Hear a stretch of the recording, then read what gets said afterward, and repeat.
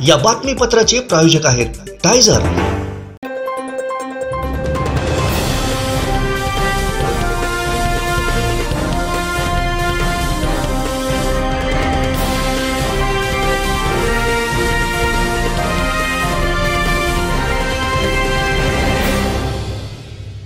नमस्कार, आपण पाहताय कोकणचं नंबर 1 महा चॅनल कोकण साध लाईव्ह। बातमीपत्रात आपलं स्वागत। सुरुवात करूया हेडलाईन्सनं। हेडलाईन्सचे प्रायोजक आहेत टायझर, गो रॉयल विथ ऑक्सफर्ड। कलमठमध्ये विकसित भारत संकल्प यात्रेवरून वादंग। तिलारीचं पाणी गोव्याला सोडण्याचा मुहूर्त टळला। आणि कणकवली रेल्वे स्थानकाचं काम 31 जानेवारीपर्यंत पूर्ण होणार। हेडलाईन्सचे प्रायोजक होते टायझर, गो रॉयल विथ ऑक्सफर्ड। आता पाहूया सविस्तर बातम्या। Varenyam cloud limited admission MPSC 2024 classes scholarship परीक्षा 150 गुणवंत विद्यार्थ्यांना फ्री क्लासेस। नोंदणीची अंतिम तारीख 25 डिसेंबर 2023 संध्याकाळी 6 वाजेपर्यंत। परीक्षेची तारीख 30 डिसेंबर 2023। नमस्कार, कोकण साध लाईव्ह मध्ये दर्शकांचं स्वागत आहे। आज आपण ज्या ठिकाणी उभे आहोत तो महत्त्वाचा सगळ्यात विषय आहे। गोवा राज्याला तिलारी आंतरराज्य पाटबंधारे प्रकल्पातून आजपासून पाणी पुरवठा केला जाणार होता। कालव्यातून पाणी सोडलं जाणार अशा प्रकारची माहिती काल गोवा राज्याचे पाणी पुरवठा मंत्री जे आहेत शिरोडकर यांनी सांगितलं होतं की आज नाताळच्या पार्श्वभूमीवर तिलारीचं पाणी कालव्यातून गोवा राज्याला सोडलं जाईल। मात्र आज जर वस्तुस्थिती पाहिली, इथली परिस्थिती पाहिली तर मी आत्ता ज्या ठिकाणी आहे दोडामार्ग आणि गोवा अगदी बॉर्डरवर आणि कालव्याची कामं जी आहेत ती प्रत्यक्षात माझ्या मागे आपण पाहू शकता या ठिकाणी सुरू आहेत। त्यामुळे गोवा राज्याला आजपासून ज्या पद्धतीने पाणी पुरवठा केला जाणार अशी जी माहिती मंत्र्यांनी दिली होती, मात्र आज या ठिकाणी पाणी पुरवठा आजपासून त्या ठिकाणी होणार नाही। महत्त्वाची बाब, या संदर्भात तिलारीचे जे अधिकारी आहेत त्यांच्याशी आम्ही संपर्क साधण्याचा प्रयत्न केला तर तिथल्या अधिकाऱ्यांनी माहिती दिलेली आहे की गोव्याला जो पाणी पुरवठा करण्यात येणार होता त्याच्यामध्ये थोडेसे बदल झालेला आहे, कारण तिथल्या गेटमध्ये थोडासा तांत्रिक बिघाड आहे आणि त्या पार्श्वभूमीवर उद्यापर्यंत गोव्याला पाणी सोडण्याचं नियोजन तिलारीच्या अधिकाऱ्यांकडून केलं जाते। मात्र इथले जबाबदार अधिकारी जे आहेत ते तिलारीचे कार्यकारी अभियंता जाधव साहेब त्यानंतर कविटकर यांच्याशी सुद्धा संपर्क साधण्याचा प्रयत्न केला, मात्र तो संपर्क होऊ शकणार नाही। मात्र आत्ता या ठिकाणी आज 12 वाजल्यापासून पाणी सोडण्याचं माहिती देण्यात आलेली होती। मात्र आपण पाहू शकतो प्रत्यक्षात कालव्याची कामं जी आहेत ती या ठिकाणी सुरू आहेत। मोठ्या प्रमाणावर या ठिकाणी काम सुरू आहे। त्यामुळे हे काम कधीपर्यंत सुरू राहणार आणि नाताळच्या पार्श्वभूमीवर ज्या पद्धतीने मंत्र्यांनी माहिती दिलेली होती गोव्याच्या की गोव्याला पाणी या ठिकाणी तिलारीचं सोडलं जाणार आहे, याबाबत ही साशंकता निर्माण झालेली आहे। तिलारीचे जे इथले उपविभागीय अधिकारी आहेत गजानन बुचडे यांच्याशी आम्ही संवाद साधला तर ते म्हणाले की ज्या पद्धतीने गेटची तांत्रिक बिघाड झालेला आहे तो बिघाड दूर करण्याचा प्रयत्न शर्तीने सुरू आहे। आज संध्याकाळपर्यंत जर शक्य झालं तर तो बिघाड दूर होईल, नाहीतर उद्यापासून तिलारीचं पाणी जे आहे ते गोव्याला सोडण्याचे प्रयत्न सुरू आहेत। मात्र ही जर वस्तुस्थिती पाहिली तर तिलारीच्या कालव्यांची जी कामं आहेत ही आत्ता जी कामं आपण पाहतोय सुरू आहे, जे काम सुरू आहे ते गोवा राज्यातील आहेत आणि गोवा राज्यातील सुद्धा जी यंत्रणा आहे ती युद्धपातळीवर या ठिकाणी हे कालव्याचं काम करण्याचं या ठिकाणी प्रयत्न करते। त्यामुळे नाताळच्या पार्श्वभूमीवर पाणी मिळणार होतं आणि हे पाणी कालव्याद्वारे गोवा राज्याकडे जाणार होतं। हे आज पाणी पोचण्याची जी शक्यता आहे ती पूर्णपणे धूसर झालेली आहे। आपण पाहू शकतो आज जरी तिलारीच्या 30 किलोमीटर हे अंतर ओलांडून कालव्याचं त्यानंतर गोवा राज्यात पाणी दाखल होणार होतं, त्यामुळे अजूनपर्यंत तिलारीच्या धरणातूनच हे कालव्यात पाणी सोडलं गेलं नसल्यामुळे ज्या पद्धतीने गोव्याच्या मंत्र्यांनी माहिती दिलेली होती की गोवा राज्याला आज पाणी संध्याकाळपर्यंत पोहोचलं आणि नाताळाला कुठच्याही प्रकारचं पाण्याची कमतरता भासणार नाही। मात्र ही जर परिस्थिती बघितली तर तुर्तास तरी तिलारीचं पाणी गोवा राज्यामध्ये सोडण्यात आलेलं नाही। जो आजचा मुहूर्त सांगितला गेला होता तो टळलेला आहे। त्यामुळे नेमकं हे पाणी गोवा राज्याला तिलारीकडनं कधी सोडलं जातं आणि गोव्यात कधी पोचतं हा सुद्धा महत्त्वाचा आणि एक चर्चेचा विषय आहे। आपण प्रत्यक्षात पाहिली तर कामं युद्धपातळीवर या ठिकाणी केली जातात। ही जी कामं आहेत ती अगदी दोडामार्गच्या सीमेवरनं सुरू झालेली आणि गोवा राज्य अतिशय चांगल्या पद्धतीने या ठिकाणी या कालव्यांना नवसंजीवनी देण्यासाठी ही दुरुस्तीची कामे करते। महाराष्ट्रातील कामं पूर्ण झाल्याची सुद्धा माहिती मिळते। मात्र महाराष्ट्रात ज्या पद्धतीने गेल्या वर्षी 3-350 कोटीचं गोवा आणि महाराष्ट्राने या कालव्याच्या नूतनीकरणासाठी मंजुरी दिली होती, ही कामं अजूनही प्रलंबित आहेत। त्याची अंदाजपत्रकं केली जात आहेत। त्यामुळे आगामी काळात नेमकं सुद्धा पुन्हा एकदा तिलारीचं पाणी थांबवलं जाणार की ही कामं आगामी वर्षात होणार। आमचे दिवसभरातले सर्व अपडेट्स, ताज्या घडामोडी आणि थेट लाईव्ह पाहण्यासाठी सबस्क्राइब करा, लाईक करा कोकणचं नंबर 1 महा चॅनल कोकण 7 लाईनचं YouTube चॅनल।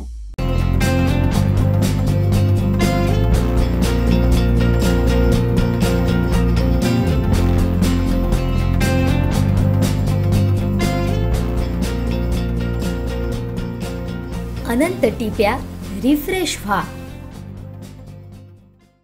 खांबाळे गावच्या श्री आदिष्टी देवीचा हरिनाम सप्ताह आणि जत्रोत्सव मोठ्या उत्साहात साजरा झाला। या जत्रोत्सवाचं वैभववाडी येथील तेजस पाटेकर यांनी ड्रोनच्या सहाय्याने केलेले चित्रीकरण मनमोहक होतं। पहा ड्रोनच्या नजरेतून कसा होता जत्रोत्सव।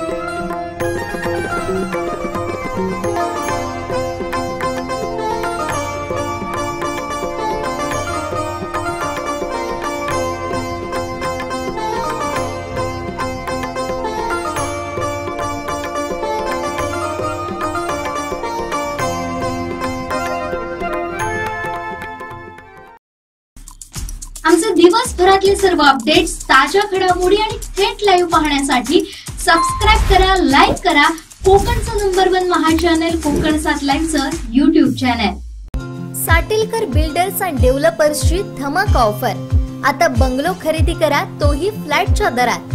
कणकवली शहरालगत अवघ्या काही मिनिटांच्या अंतरावर उमरट इथं फ्लॅटच्या दरात तयार बंगलो, रस्ता पार्किंगची सुविधा, कंपाऊंड, 24 तास पाणी, समोर गार्डन, निसर्गरम्य वातावरण। आपल्या घरापासून शाळा, दवाखाना, मुंबई गोवा महामार्ग, बाजारपेठ अगदी हाकेच्या अंतरावर। आपलं हक्काचं घर आजच खरेदी करा। अधिक माहितीसाठी संपर्क साटिलकर बिल्डर्स अँड डेव्हलपर्स 9420 73 94 18 आणि 8605 74 10 30। कणकवली आणि ओरोस येथील रेल्वे स्थानक परिसराच्या सुशोभीकरणाच्या कामाला काही महिन्यांपूर्वी सुरुवात झाली होती। त्यानंतर आता हे काम युद्ध पातळीवर सुरू आहे। प्रत्यक्षात सुट्टी असताना देखील कार्यकारी अभियंता अजय कुमार सर्वगोड यांनी या कामाची पाहणी केली।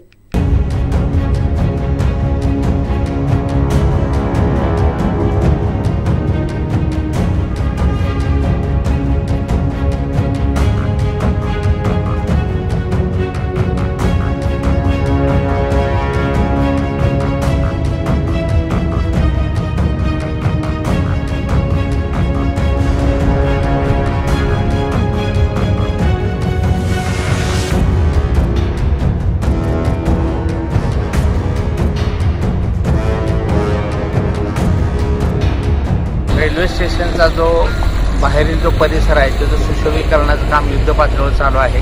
कणकवली आणि ओरस हे सार्वजनिक बांधकाम विभाग कणकवलीच्या अंडर येत आहे, विभागाच्या अंडर येत आहे. तर ही 2 कामं 31 जानेवारीपर्यंत पूर्ण होतील. कॉन्क्रीटच्या कामाला महत्त्वाचं म्हणजे पाणी हा कॉन्क्रीटचा आत्मा आहे. तर 28 दिवस हे पाणी मारलं पाहिजे. ठेकेदार बऱ्यापैकी पाणी मारण्याकडे दुर्लक्ष करतात. ते दुर्लक्ष होऊ नये म्हणून या ठिकाणी मी आलो. पद्धतीनं काम सुरू आहे आणि हे काम दर्जेदार होतील आणि किमान 20 वर्ष तर ह्या कॉन्क्रीटला काय होणार.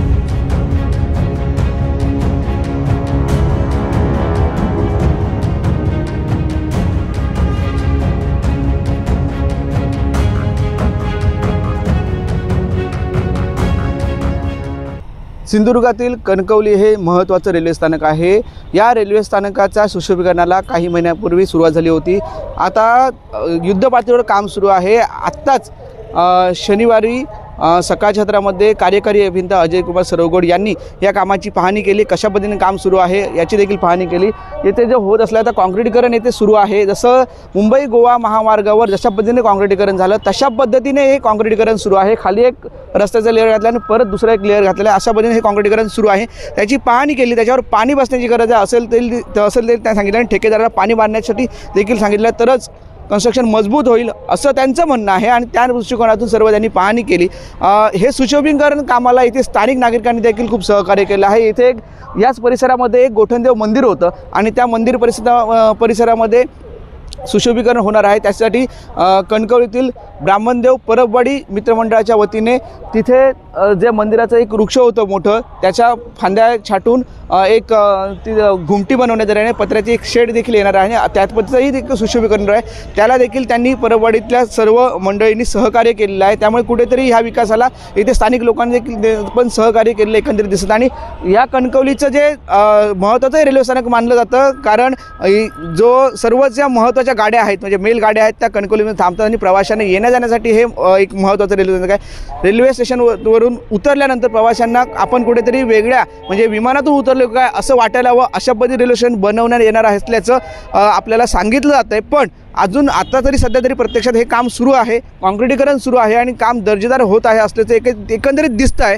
पण सध्या या परिस्थितीमध्ये आपण जे लवकरात लवकर काम होणं हे एक महत्त्वाची भूमिका आहे. कारण थोडासा एक मनस्ताप पण देखील काही प्रवाशांना सहन करावं लागतं. एक डायव्हर्टेशन काढलेलं आहे आणि त्यामुळे येथे थोडासा येण्या जाण्यासाठी त्रास होतो आहे. पण काही दिवसासाठी हा त्रास सहन करावा लागेल कारण जोपर्यंत हे काम पूर्ण होत नाही तोपर्यंत आपल्याला त्रास सहनच करावा लागेल एकंदरीत. आणि त्यानंतर जर हा रस्ता जर पूर्ण झाला तर हा रस्ता खुला करण्यात येईल आणि नंतर हे काम हा रस्ता आपल्याला जाण्यासाठी एकंदरीत मिळू शकतो. त्यामुळे लवकरात लवकर हे काम पूर्ण होऊन आपल्याला सुशोभीकरण आणि हे काम रेल्वे स्टेशनचं दर्जेदार होण्याची गरज असल्याचं इथे स्थानिक नागरिक बोलत आहेत.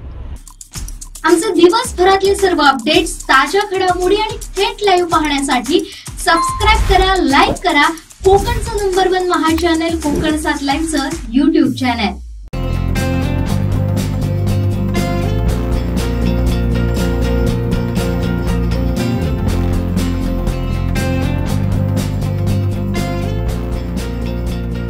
अनंत टी दे रिफ्रेश हमी.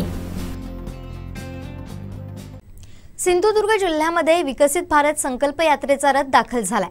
वेंगुर्ल्यानंतर आता कणकवली तालुक्यातील कलमठमध्ये यावरून वादंग झालाय. युवा सेनेच्या कार्यकर्त्यांनी पदाधिकाऱ्यांवर प्रश्नांचा भडीमार केला. नेमकं कलमठमध्ये काय घडलं पाहूया.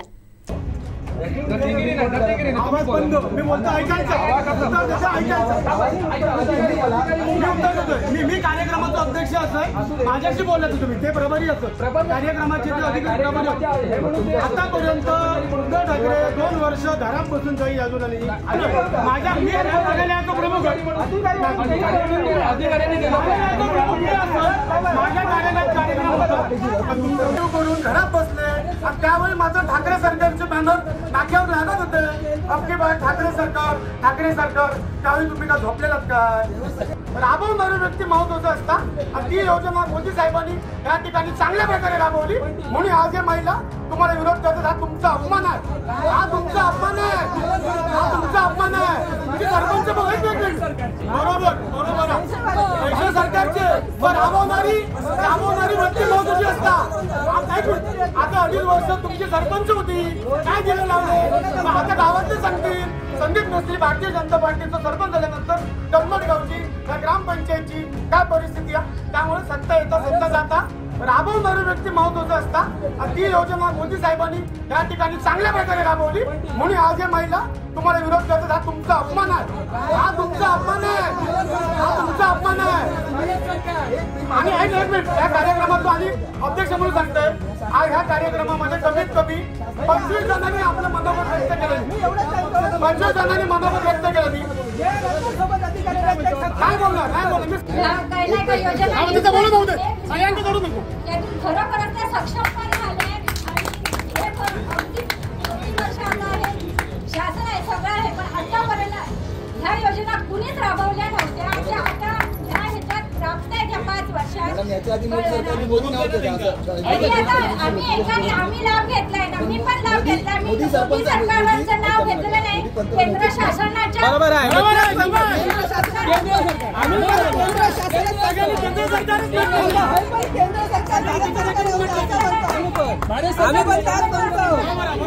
आमचा पण म्हणणं ते बोलतात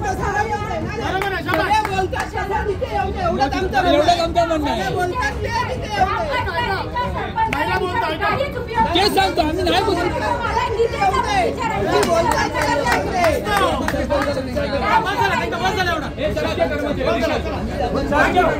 आणि तुमच्या ठिकाणच्या मोदी साहेबांचा इकडे प्रचार केल्याबद्दल मी आता सरकारमधून नाही तर भाजपचं कार्यकर्ता ठिकाणचे आभार मानतो.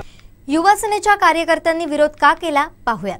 ग्रामपंचायतमध्ये आज विकसित भारत यात्रा, संकल्प विकसित भारत यात्रा आलेली होती. तेव्हा शासकीय अधिकारी सर्वांनी चांगली माहिती दिली योजनांची. प्रत्येकाने लाभार्थ्याने सुद्धा आपलं मत मांडलं.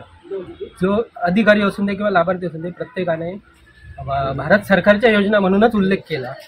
त्याच्यावर आम्ही फक्त असं म्हटलं आलेल्या अधिकाऱ्यांना की बाबा ह्या सगळ्या योजना भारत सरकारच्या असतील तर ह्या गाडीवर ॲडव्हर्टाईज करताना जो काही जाहिरातबाजी केली आहे मोदी सरकार म्हणून ती चुकीची आहे. ती तुम्ही भारत सरकार म्हणून करावी अशी आम्ही विनंती केली. तेव्हा अधिकाऱ्यांना आम्ही काही प्रश्न विचारले, तेव्हा अधिकारी बोलत नव्हते.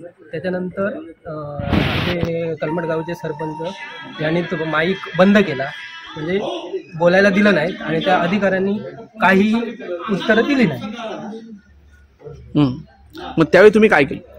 नाही, आम्ही अधिकाऱ्यांनीच उत्तरं द्यावी म्हणून ठाम राहिलो, पण अधिकारी शेवटपर्यंत काही बोललेच नाही. मग आमची अपेक्षा अशी आहे की ज्या गाडी रथासोबत जर अधिकारी पाठवत असतील शासन तर त्यांनी लोकांच्या म्हणणं, मी रहिवासी, मी ग्रामपंचायत सदस्य जरी असलो तरी एक कलमडचा रहिवासी म्हणून मी काही प्रश्न उपस्थित केलेले होते, त्याची उत्तरं देणं ते बांधील होते, पण त्यांनी ते दिलेले नाही. या गोष्टीवर आमचा आक्षेप आहे. सरपंचांनी माईक काढून घेतलं, नेमकं काय सांगितलं? सरपंचांनी माईक बंद केला आणि त्यांना सांगितलं की कार्यक्रम बंद झाला, असं संपला असं जाहीर करा. आम्हाला, मी कलमड गावचा ग्रामस्थ म्हणून मला काही प्रश्न होते ते मी तिथल्या अधिकाऱ्यांना विचारायचा प्रयत्न केला, पण काही जे आमचे कलमड गाव सरपंच आहेत त्यांनी तो माईक काढून घेतला. आमचं एवढंच म्हणणं होतं की भारत सरकारने जे कार्यक्रम जे आहेत ते योजना दिलेल्या आहेत त्या सगळ्यापर्यंत पोहोचण्याची माहिती आम्हाला मिळू दे. त्या गोष्टीसाठी आम्ही ते त्यांना करण्यासाठी विचारलं, पण त्यांनी माईक काढून घेतला. आणि हे जे कार्यक्रम आहेत हे भारत सरकारचे नसून हे मोदी सरकारचेच आहेत असं त्यांनी योजना मोदी सरकारच्या आहेत या सगळ्या त्यांनी मोठ्याने सांगून सगळ्यांना जे ग्रामस्थान आहेत ते कार्यक्रम भारत सरकारचे आहेत, भारत सरकारचे म्हणजे चालू आहेत हे ग्रामस्थांना कळलं पाहिजे.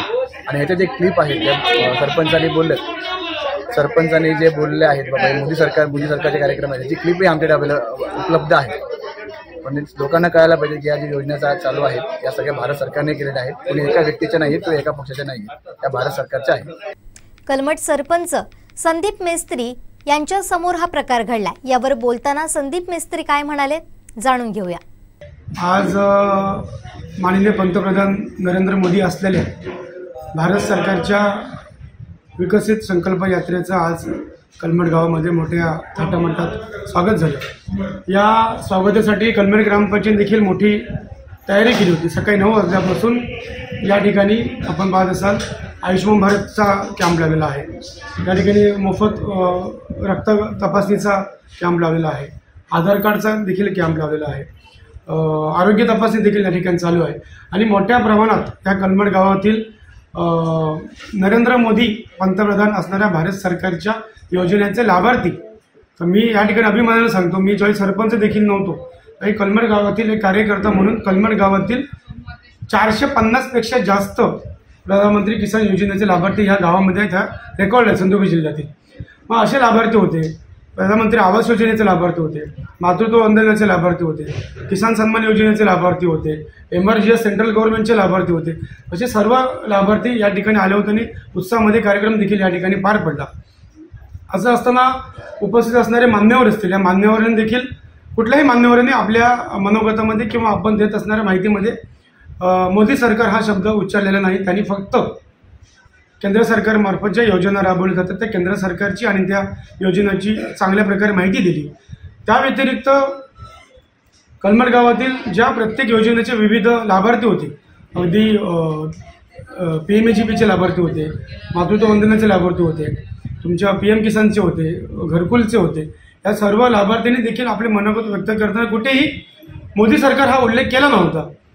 आणि कार्यक्रम संपल्यानंतर शिवसेनेचे काही ग्रामपंचायतचे इथले स्थानिक सदस्य आले आणि कार्यक्रम संपल्यानंतर आयोजकांसोबत म्हणा किंवा जे या ठिकाणी प्रभारी म्हणून अधिकारी दिलेले होते त्या अधिकाऱ्यांसोबत वाद घालण्याचा प्रयत्न केला. वाद घालण्याचा प्रयत्न चालू असतानाच अशी आनंदाची बातमी झाली की जे लाभार्थी होते, म्हणजे एमआरजीएसचे लाभार्थी होते, महिला बचत गटाची सेंट्रल गव्हर्नमेंटच्या योजनेचे लाभार्थी होते, किसान सन्मान योजनेचे लाभार्थी होते, त्या लाभार्थ्यांनीच उलटा प्रश्नांचा भडीमार या संबंधित आंदोलनकर्त्यांवर केला. मी सरपंच म्हणून किंवा त्या कार्यक्रमाचा एक अध्यक्ष म्हणून मी त्यांना सुरुवातीला विनंती केली की हा कार्यक्रम केंद्र सरकारमार्फत आलेला आहे, ग्रामपंचायतीला हा कार्यक्रम मुख्य कार्यकारी अधिकारी असतील किंवा गटविकास अधिकारी असतील यांच्यामार्फत एका पत्राद्वारे हा कार्यक्रम आम्हाला कळवले गेले आणि आम्ही त्यांचं अंमलबजावणी केली. मग तुम्हाला जर तक्रार करायची होती तर तुम्ही BDOकडे जाऊन तुम्ही तक्रार करा. कार्यक्रम पार पडल्यानंतर एखाद्या कार्यक्रमाला गालबोट लावणं ही बाब योग्य नाही हे देखील मी सांगण्याचा प्रयत्न केला, तरी देखील त्यांचं समाधान झालं नाही. मग असं असतानाच गावातील ज्या लाभार्थी महिला होत्या त्या लाभार्थी महिलांनीच त्या आंदोलकांवरती किंवा जे जाब विचारण्यासाठी जे युवा सेनेचे पदाधिकारी आले होते त्यांना महिला लाभार्थ्यांनीच उलट प्रश्न विचारून त्यांच्यावरती प्रश्नांची सरबत्ती केली. आणि ज्या गेले सकाळी 9 वाजल्यापासून हा कार्यक्रम सुरू आहे, कुठल्याही लाभार्थ्याला मोदी सरकारची योजना म्हणून आम्ही आयोजक असून देखील सांगितली नव्हती, परंतु ह्या युवा सेनेच्या कार्यकर्त्याचे मी सरपंच म्हणून असेनच किंवा एक भारतीय जनता पार्टीचा साधा कार्यकर्ता म्हणून देखील त्या युवा सेनेच्या कार्यकर्त्यांचं मी अभिनंदन करतो की तुम्ही तिथे आलात. म्हणून उपस्थित असणाऱ्या शेकडो लाभार्थ्यांना किंवा शेकडो गावातील ग्रामस्थांना की कळलं की ह्या योजना नरेंद्र मोदी पंतप्रधान झाल्यानंतर या गावामध्ये मोठ्या प्रभावीपणे राबवल्या गेल्या. या योजनांचे अशा प्रकारची शिबिर आपण पाहत असाल कणकवली तालुक्यामध्ये. मला वाटत नाही की विकसित भारत यात्रेच्या दरम्यान विविध योजनेचे कॅम्प एकाच दिवशी एका ठिकाणी कॅम्प लावून त्याचं आयोजन केलं गेलं असेल, परंतु कलमड ग्रामपंचायतीने आपण बाहेर पाहत असाल तर शेकडो लाभार्थ्यांनी आयुष्यमान भारतचं असेल, आधार कार्डचं असेल, रक्त तपासणीसाठी असेल किंवा रुग्ण तपासणीसाठी असेल, शेकडो कलमडकरांनी त्या गोष्टीचा देखील लाभ घेतला. तर कुठेही मी सरपंच म्हणून किंवा भारतीय जनता पार्टीचा कार्यकर्ता म्हणून त्या लाभार्थ्यांसमोर हे मोदी सरकार करते, हे नरेंद्र मोदी पंतप्रधान करतात असं मी देखील म्हणालो नव्हतो. परंतु ह्या युवा सेनेच्या 3 कार्यकर्त्यांनी मोदी साहेबांचा या ठिकाणी प्रचार केला. त्यांचं मी मनापासून भाजपचा कार्यकर्ता आणि कलमड गावचा सरपंच म्हणून किंवा या कार्यक्रमाचा प्रमुख म्हणून मी आभार मानतो.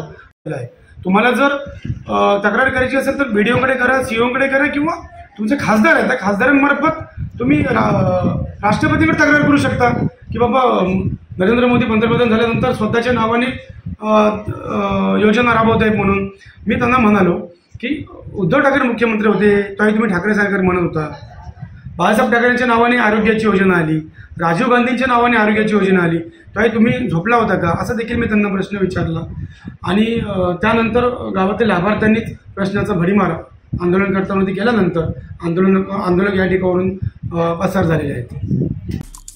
आमचे दिवसभरातले सर्व अपडेट्स, ताज्या घडामोडी आणि थेट लाईव्ह पाहण्यासाठी सबस्क्राईब करा, लाईक करा कोकणचं नंबर 1 महा channel Konkan 7 लाईव्हचं YouTube channel. Khambale गावचे ग्रामदैवत श्री आदिष्टी देवीचा हरिनाम सप्ताह आणि जत्रोत्सव मोठ्या उत्साहात साजरा झाला। भाविकांच्या अलोट गर्दीत हा सोहळा पार पडला। या निमित्तानं आयोजित केलेल्या राज्यस्तरीय भजन स्पर्धेचं प्रथम क्रमांकाचे मानकरी लिंगेश्वर प्रासादिक भजन मंडळ जानवली ठरले।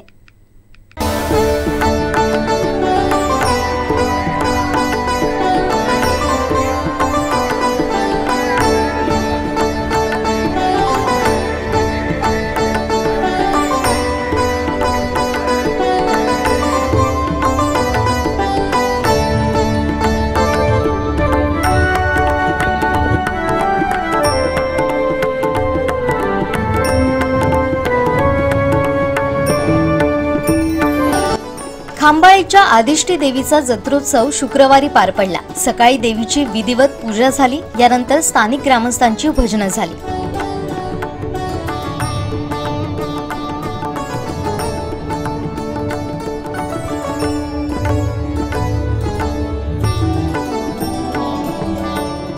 आता आपण आहोत ते खांबाळे गावच्या श्री आदिष्टी मंदिरामध्ये आहोत। आदिष्टी देवीचा वार्षिक जत्रोत्सव होतोय। हरिनाम सप्ताहानिमित्त हा जत्रोत्सव होतोय आणि या निमित्ताने राज्यस्तरीय भजन स्पर्धेचं आयोजन करण्यात आले आहे। रत्नागिरी सिंधुदुर्ग जिल्ह्यातील मातब्बर 13 भजनी बुवा यांची जुगलबंदी सायंकाळी 4 वाजल्यापासून सुरू झालेली आहेत आणि एकापेक्षा एक असे भजन या ठिकाणी सादरीकरण होत आहे आणि या निमित्ताने या हरिनाम सप्ताहाच्या निमित्ताने जत्रोत्सव होते आणि या जत्रोत्सवाला भाविकांनी तुफान गर्दी केलेली आहे। आपण पाहू शकता, मी आता या मंदिराच्या प्रवेशद्वारावरती आहोत। आपण या जत्रोत्सवाची सर्व क्षणचित्रे आहेत ती आपल्या दर्शकांना दाखवणार आहोत।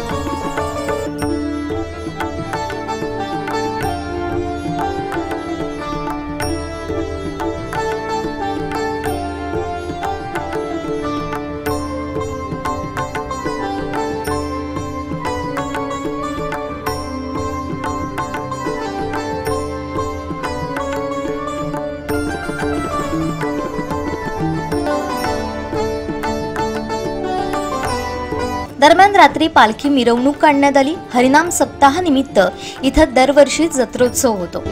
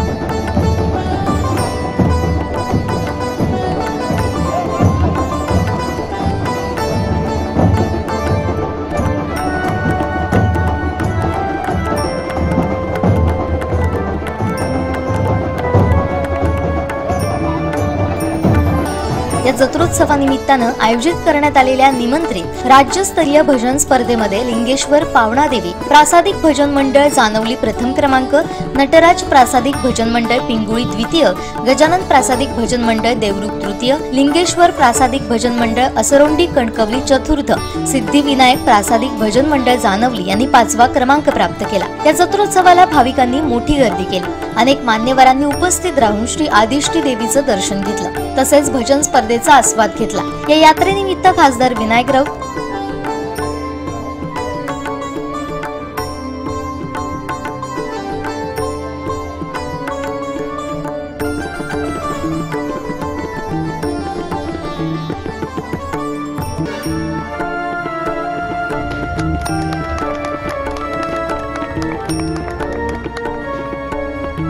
शिवसेना नेते अतुल रावराणे, युवासेना जिल्हा प्रमुख सुशांत नाईक, भाजपचे जयेंद्र रावराणे यांसह भजन क्षेत्रातील ज्येष्ठ बुवांची या कार्यक्रमाला उपस्थिती होती। जत्रोत्सवानिमित्त संपूर्ण मंदिराला विद्युत रोषणाई करण्यात आली।